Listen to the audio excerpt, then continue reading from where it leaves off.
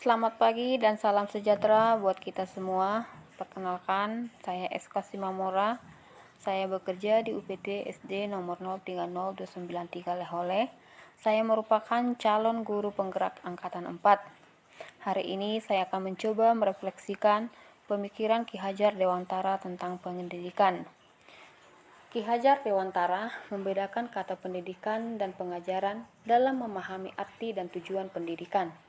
Menurut Ki Hajar Dewantara, pengajaran adalah bagian dari pendidikan. Pengajaran merupakan proses pendidikan dalam memberi ilmu atau berfaedah untuk kecakapan hidup anak secara lahir dan batin. Sedangkan pendidikan memberi tuntunan terhadap segala kekuatan kodrat yang dimiliki anak agar ia mampu mencapai keselamatan dan kebahagiaan yang setinggi-tingginya baik sebagai seorang manusia maupun sebagai anggota masyarakat. Jadi menurut Ki Hajar Dewantara, pendidikan dan pengajaran merupakan usaha persiapan dan persediaan untuk segala kepentingan hidup manusia, baik dalam hidup bermasyarakat maupun hidup berbudaya dalam arti yang seluas-luasnya. Menurut Ki Hajar Dewantara juga, pendidikan adalah tempat persemaian benih-benih kebudayaan dalam masyarakat. Ki Hajar Dewantara memiliki pandangan untuk menciptakan manusia yang beradab hanya dapat dicapai melalui pendidikan. Pendidikan dapat menjadi wadah untuk tumbuhnya nilai-nilai kemanusiaan yang dapat diwariskan.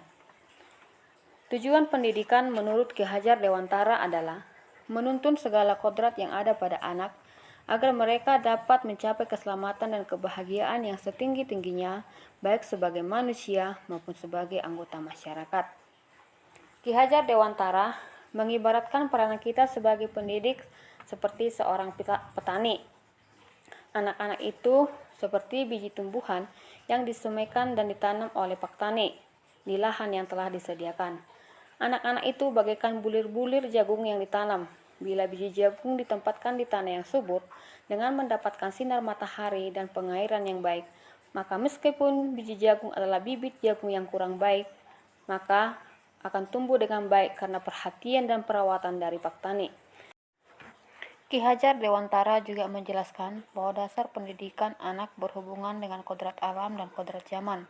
Kodrat alam berkaitan dengan sifat dan bentuk lingkungan di mana anak berada, sedangkan kodrat zaman berkaitan dengan isi dan irama.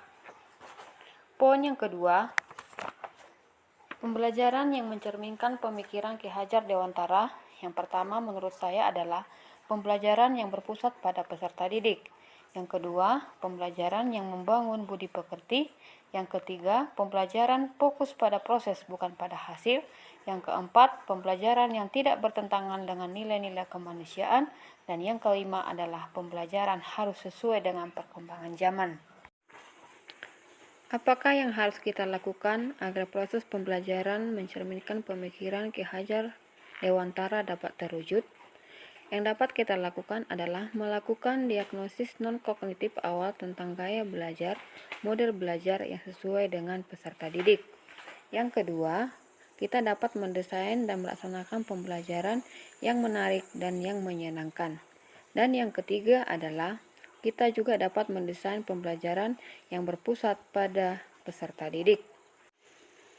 Konsep pemikiran Ki Hajar Dewantara yang sudah saya terapkan dalam pembelajaran adalah yang pertama, merancang pembelajaran yang menyenangkan dan berpusat pada peserta didik, serta memanfaatkan lingkungan sebagai sumber belajar sehingga anak merasakan merdeka belajar. Demikianlah pemaparan saya mengenai refleksi filosofi pendidikan menurut Ki Hajar Dewantara. Atas perhatiannya, saya mengucapkan terima kasih. Salam guru penggerak, merdeka belajar, Indonesia maju.